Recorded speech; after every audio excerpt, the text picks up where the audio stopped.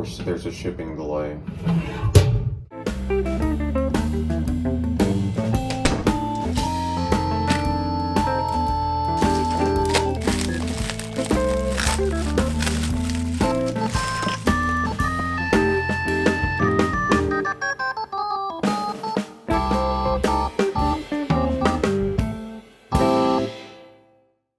Hello everybody and welcome back to another video. Now in today's very special episode, we're going to be unboxing a brand new, never opened copy of Windows XP Professional to celebrate its 20th anniversary.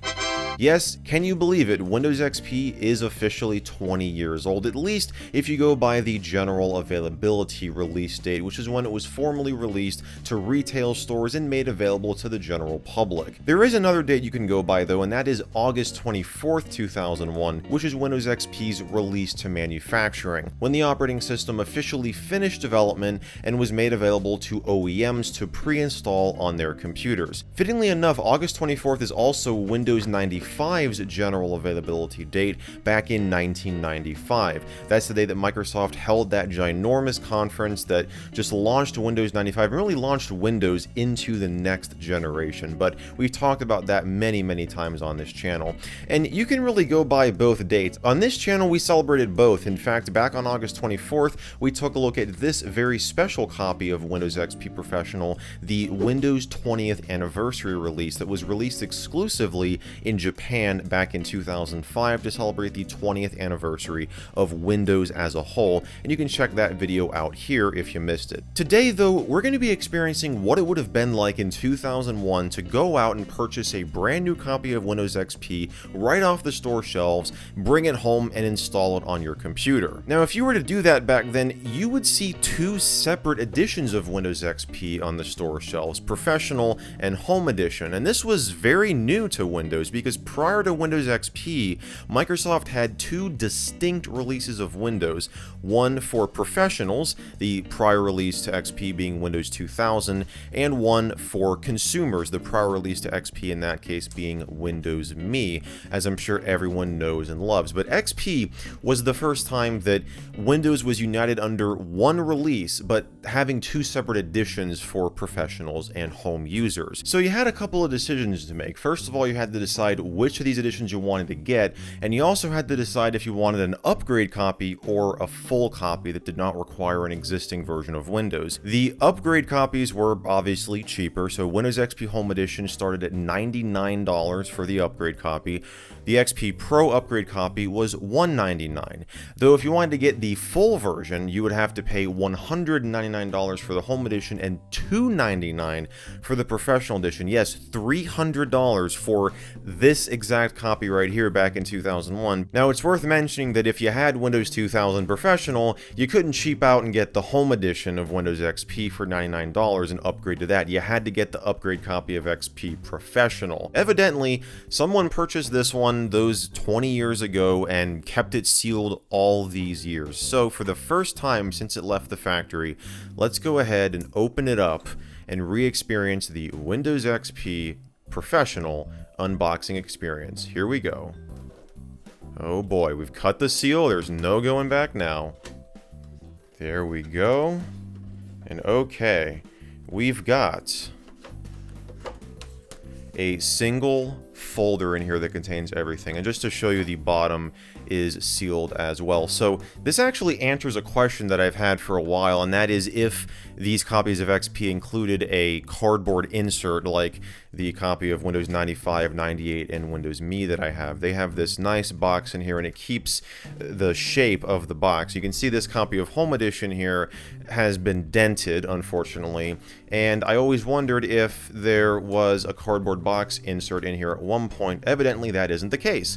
So there you go, one mystery solved. So we'll set the box aside. Actually, we can take a look at what's on the back here, since it is nice to look at the features and everything explained here on the back. So it just tells you a little bit about the professional exclusive features. So just to compare this to the Home Edition copy here, you can see Home Edition is going to focus more on multimedia. We've got Windows Media Player here, talks about Microsoft Plus. The professional copy doesn't mention Microsoft Plus, instead it mentions Microsoft Office XP, which, by the way, let me grab it here, we also have a copy of, which we will be installing. Why not? So we'll set that aside for now though. But yes, professional, it makes sense for the pro copies of Windows to focus more on professional features. So talking about Microsoft Plus wouldn't really make much sense for the professional copy here. But yeah, there's the back. That's what it looks like. So we're going to open this up here, and we've got those same two little booklets in here. This here is your Start Here booklet. It's kind of like your manual of sorts. You've got contents right here. It tells you how to install, configure, backup and recover your installation, troubleshooting, accessibility, all that stuff. This is the larger of the two manuals. And this smaller manual here is not a manual at all. It's the Explore booklet, which just gives you a little sneak peek at some of the features, kind of an expansion of what we have here on the box. And comparing this to the Explore booklet from the Home Edition, once again, you'll see a difference in the features that it chooses to point out. I just really love, just to take a side note here, I love the design of these booklets and how Microsoft kept with the green color scheme for the Home Edition and the blue color scheme for Professional. It's just awesome to just compare the two, and it's neat to have both editions now because I did not have a boxed copy of XP prior to this. Of course, the most important thing in here is the installation media itself, which is contained behind this flap right here. Now, before we install this copy of Windows XP on an XP era computer, I gotta give a huge thanks to the fine folks over at Linode for sponsoring today's episode and for helping me purchase this copy of Windows XP. And Linode can help you with all of your cloud computing needs. That's because they offer virtual servers to host really whatever you want, even if that's a Windows XP virtual machine. But if you want to use them for something a little more practical, Linode makes it incredibly easy to get started. Their app marketplace provides a plethora of game servers and web applications to base your server around, but that only scratches the surface of what you can do. Because if you can run it on Linux, you can run it on Linode, starting at just $5 a month for a single core shared virtual server with 1 GB of RAM and 25 GB of SSD storage. Plenty of space to set up a Windows XP virtual machine. Oh yeah, right. Practical. Plenty of space to set up a web server to host your personal projects. And if you want to bump up the specs a bit, Linode can become your next game server host too. The best part is you're not locked into one platform or one game, thanks to Linode's easy to use back-end interface, giving you full customizability. Take it from me as somebody who has personally used Linode to host Minecraft servers in the past, long before they even considered sponsoring a video here. But thanks to them, anyone who clicks on my link down below, linode.com/michaelmjd, and signs up for an account will get a free $100 credit that you can use on any of their cloud computing services for 60 days. That's about 2 months worth of their quad-core 8 GB plan, which is perfect for installing a Windows XP virtual. Okay, you get the point. So head on over to linode.com/michaelmjd today and start your hosting adventures, and huge thanks to them once again for supporting the channel. So just as a refresh, Windows XP requires a minimum of a 233 MHz processor, 64 MB of RAM, and 1.5 GB of available hard disk space. So I had plenty of machines that I could choose from that meet these requirements, but I ended up deciding on using the $5 Windows 98 PC. Why, you ask? Well, because this computer came out in the year 2000. It is the closest machine I have to Windows XP's release date. I could have gone with the trusty Dell Latitude D610, but that machine came out years after XP's launch. So that's why I decided to use this machine. So without any further ado, we're going to grab our copy of XP here, eject the 98 PC's DVD drive, and we're going to pop in, for the very first time, this copy of XP Professional. Let's do it. So I know this is a process that you guys have seen many times before, but something about this time just feels different. Maybe it's because this is a brand new copy, but we're going to just agree here.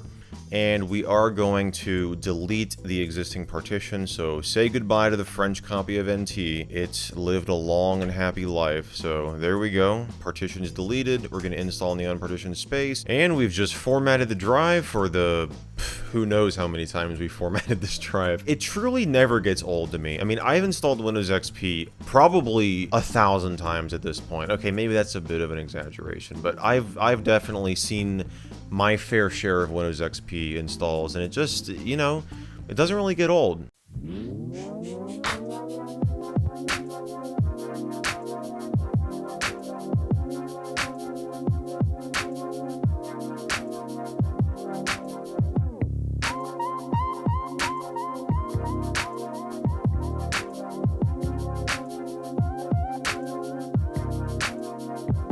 Ah yes, the pre-SP1 boot screen, isn't it glorious? Yes, where it actually said the edition instead of just Windows XP, and Home Edition had a green loading bar instead of a blue one. It got changed to the blue one in SP1 or SP2. I honestly wish they kept it like that. Just have that little distinction between Home Edition and Professional. I always wondered why that they changed it. Possibly just to simplify it, to make it consistent across all editions of Windows XP, but it was always neat to me, you know, to see Home Edition have that slightly unique boot screen.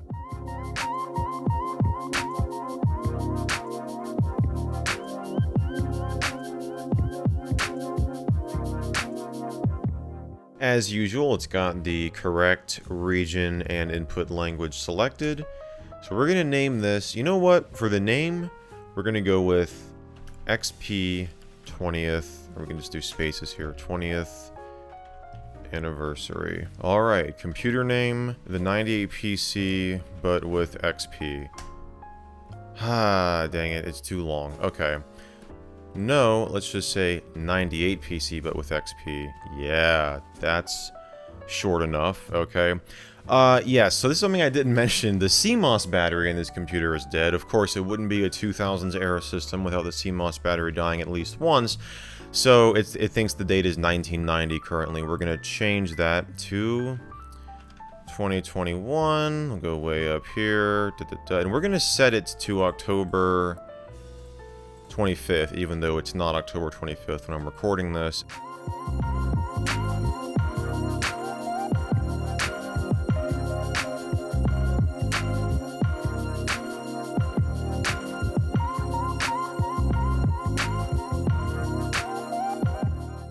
And there we go, guys. We're about to launch into the out-of-box experience, which brings us to the inevitable question that every XP user must ask themselves at some point. Are my sound drivers configured properly? Although it was interesting to see, because on my title.wma video where I go over the history of Windows XP's welcome music, I got more than a few people that commented and said, I had no idea that XP even had welcome music, because if you had done what we're doing here and just gone out to a retail store and purchased XP and installed it on your computer, and XP wasn't able to utilize your speakers without installing a driver, which you would have to do once you log into Windows XP, you wouldn't know that there was music at all. Right now, though, all we're getting is a black screen.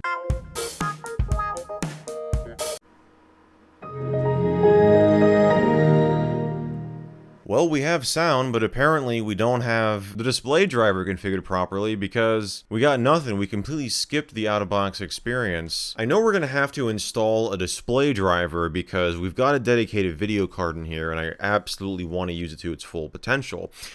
But if we can't see anything, that's going to be pretty difficult to do. I mean, it should load a generic driver, and we should be able to, you know, just run XP at a very low resolution in color mode like we were doing in NT4 there. Oh my gosh.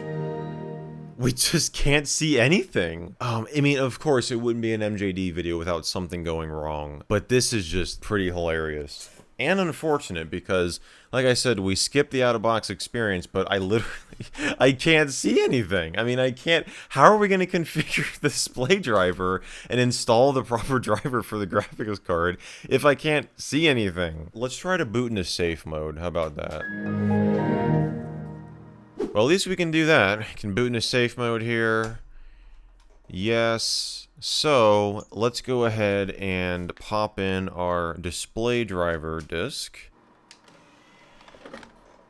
And we'll go to start here. And we just got to exit this disk, actually. We got to go through control panel and add new hardware. Well, let's see. I'm curious. Let's open up device manager. Okay, yeah, video controller. There's no driver installed. So let's go to driver here, update driver, install from a list for specific location. And we want to pick drivers, Windows XP. There it is. There we go. All right, so we'll finish, close out of that, and let's restart, but let's just remove the driver disk from the DVD drive here. And we'll set that aside. And yes, we will restart. Oh, this is so suspenseful. I feel like it should have come up with the welcome screen by now. Oh my gosh. What? It wasn't the display driver? Oh my gosh. I guess we're going back into safe mode. Yeah, it's installed. I don't know, maybe we can disable this Intel graphics controller here. This is the integrated graphics. Let's just disable that. Oh, we got a mouse cursor. So that was it. It was loading the integrated graphics driver instead of the dedicated graphics driver. So there we go. Cool. Nothing a little troubleshooting can't solve. So here we are, guys. So you know what we're going to do? We're going to take a tour of Windows XP. That's a great way to start this off, right? Because how many times, every time you install XP, it prompts you, take a tour, take a tour, take a tour. The thing comes up in the system tray. And we always ignore it because it's like, oh, who wants to go through the tour, right? Well, we're doing it now. Welcome to Windows XP from Microsoft, the new version of Windows that brings your PC. It brings it to life. It was dead before, now it's alive thanks to this tour. This is really nostalgic, not gonna lie. I remember messing around with the tour. XP Basics, I think, was the thing, yeah, where you would get this preview window here. Discover Windows XP's fresh, the Windows desktop. Oh yeah. I remember going through this. First, you'll see the large colored area on the screen called the desktop, and the narrow band at the bottom called the taskbar. Everything you can do on your computer appears inside frames that are called windows. Frames? You can open as many windows at one time as you like. I think that's the first time I've heard them referred to as frames by Microsoft. In any order. In any order. Icons. The small pictures you see on the desktop are called icons. Think of them as doorways to the files and programs stored on your computer. It's such basic stuff, but it's honestly quite fascinating to hear it explained like in such detail. Taskbar, start menu, files and folders, windows, control panel, ending your session. When you want to interrupt your Windows session and let someone else use the computer, go to the welcome screen. That's where you can log off and switch users, and Windows XP will be ready to welcome a different user. When everyone's finished, you can turn off the computer. The next time you log on, the welcome screen will be the first you'll see. Alright, so what else can we do here? What else do we want to do? Ah, yes, we have to activate Windows. Let's activate Windows. Why not? We can do it. So we're going to use the telephone activation service. We've done this on this channel before, though it has been over a year. The last time I did this was with the Russian copy of Windows XP, which, spoiler alert, I was able to activate successfully. So we'll select United States here, and we are going to give them a call. Welcome to Microsoft Product Activation Center. Pour continuer en français, appuyez sur le 2. To help us improve the quality of our There's products, no Spanish anymore? and training, this call may be recorded or monitored, and information collected on this call may be accessed by Microsoft affiliates.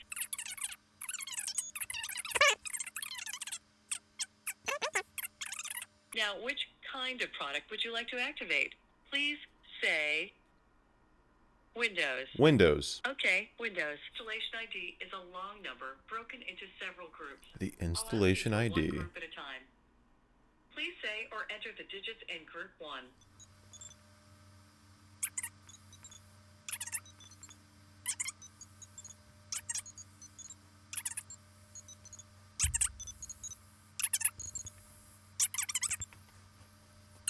One moment, please, while I look that up.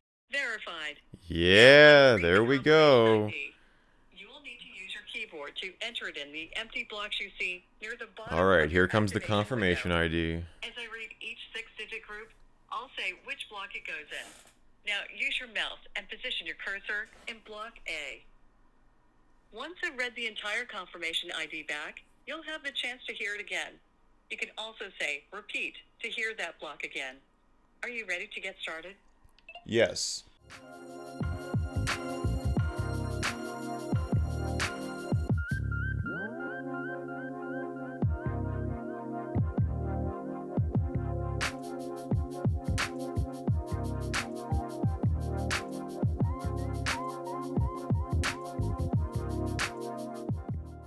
To return to the very first block, say start over. If you've finished entering the digits for all of the blocks, say I'm finished. There we go. So if you had any doubts, even in 2021, you can still activate Windows XP via the phone activation system. So there we go, guys. Now, you know, I debated on upgrading this to Service Pack 2 and then Service Pack 3 because you can skip Service Pack 1 and go straight to 2. But I think we should stay on RTM because that really is going to give us the full experience here because, you know, SP1 didn't exist at this time at all. So what else do we want to do? Let's see. So we did the tour, we did the phone activation. Let's play some Space Cadet Pinball. How about that? Oh boy, there it is. And hearing it on these speakers too is just super cool. Okay. See if I remember how to do this. It's been so long. Okay. There's the flippers and it's space to launch the ball, right? Yep.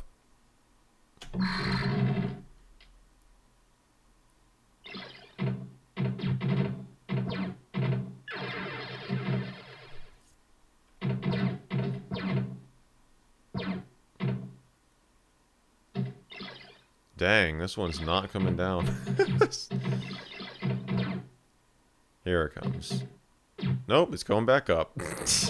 I've literally not even pressed the flipper once at all. Here we go. Oh, wow. Wow. Right down the center. Oh my gosh.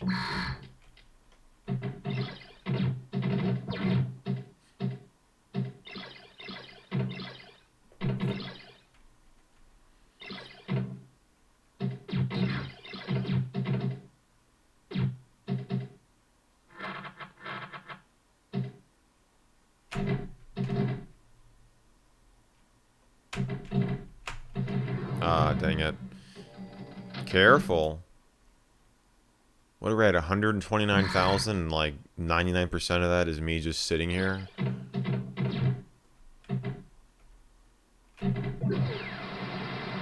Oh, there we go.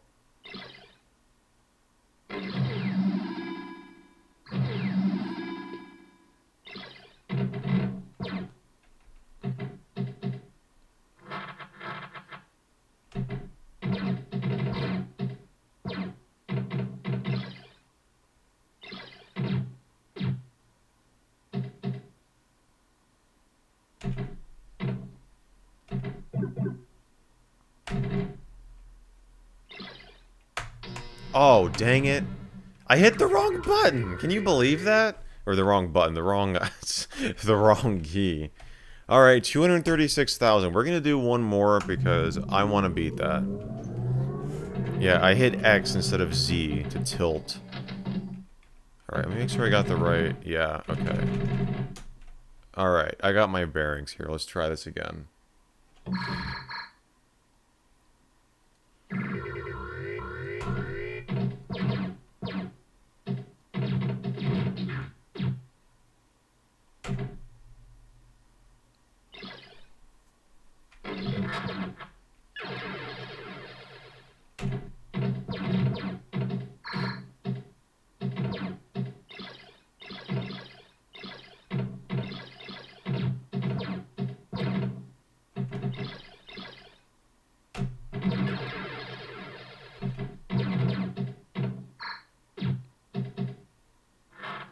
Oh yeah, we've already beaten that. That's great.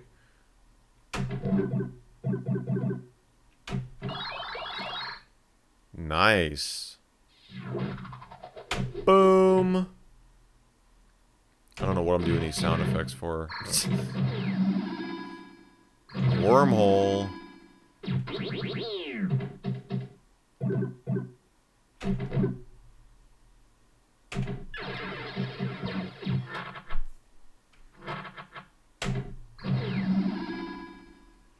Wormhole again.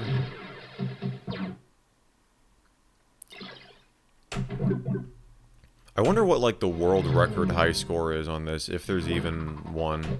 It'd be kind of neat to know. Or if there's, like, a score limit.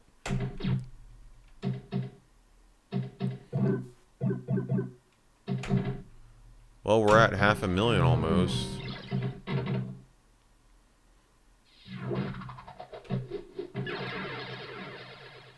Ah, dang it. That was a good run.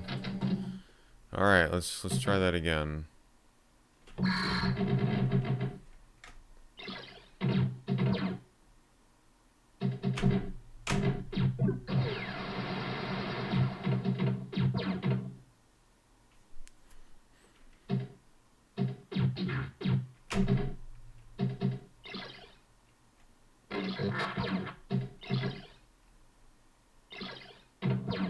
Let's try to get to 1,000,000.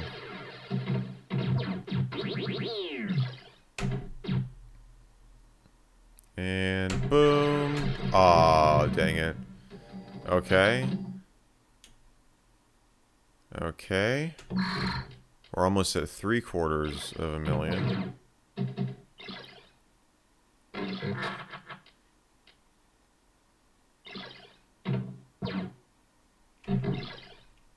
Oh, man. That went right through that hole. Dang it.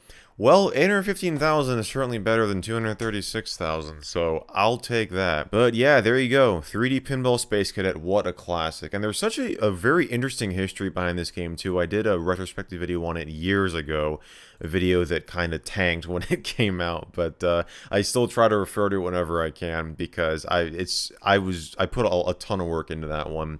And yeah, so if you didn't know about the whole history of it, be sure to check it out. Though there is a point in that video which is incorrect, and that's where I talk about the 64-bit version and how it was cut from Windows because of a glitch. And that actually isn't the case at all. The blog post that I used to source that information wasn't entirely correct, even though it came from someone who worked at Microsoft. And fellow YouTuber N Commander did a great video going over that, and I recommend watching that as well. I'll have both those videos linked down below. Yeah, it wouldn't be an XP video without 3D Pinball Space Cadet. What else can we do here? You know what? I think now is a good time, before we end off the video, let's install Microsoft Office XP. This copy I've never used, even though it is open, so we'll use it here for the very first time, at least on this channel. So Microsoft Office XP, Microsoft did the same thing they did with Office 95 and used the name of the operating system in the Office version name. So instead of calling this Office 2002, they chose to call it Office XP. Now I wonder if this uses Microsoft product activation, and we'll have to call back in to activate Office XP. So just go through it here. Now I've not installed XP Standard a whole lot. I've only installed it a handful of times. I remember using Office 03. That's the version that I remember the most. So yeah, we'll choose, or just leave the username default there, and the product key, we'll enter that in, and we'll accept the license agreements, and we're going to do a complete installation. Since we have plenty of space, just to show you here, we got plenty of space on this hard disk, since this is a 75 gig drive. Yeah, we have to activate by using the telephone. You know what, we're gonna do it. Why not? Since we did it with XP, you might as well do it with might as well do it with Office XP here. So we got a different number to call this time. Oh, now Spanish is back. Welcome to Microsoft Product Activation. Now, which kind of product Office. would you like to activate? Okay, Office. Office. Are you at your... Yes. Sorry. Yes. He doesn't like when I mock it. Okay. Now take a look at your screen. I'll ask you to tell me the installation ID. The installation ID is a long number broken into several groups. Well guys, I ran out of space on my SD cards at the worst possible time, but we were able to get it activated, as you can see here. So yes, if you were wondering, you can also activate Office XP through Microsoft's phone activation system in 2021. So here we are, Microsoft Word in all of its glory. We'll type a little quick document here, hello world, we'll save that to the desktop, why not? And, oh yeah, I think Clippy's in this release, isn't he? Though he is hidden by default. Let's go to options here. And yeah, I know that he is in this release. It was Office 2007. That's when it was removed. Clippy, you know what? I want help with writing a letter. That's what I want help with. You know what? I want to create a letter. And create a letter on the file menu, click new. So yeah, just gonna tell you how to do that there. Clippy, what a classic. We can't live without him. And gosh, let's open up PowerPoint just to end it off with a good PowerPoint presentation. Why Windows XP is awesome, if I can spell right, awesome.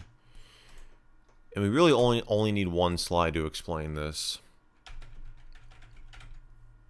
It just is. I mean, really, like, it's as simple as that, guys. That's it. It just is. Windows XP is just awesome by default. It is its default state.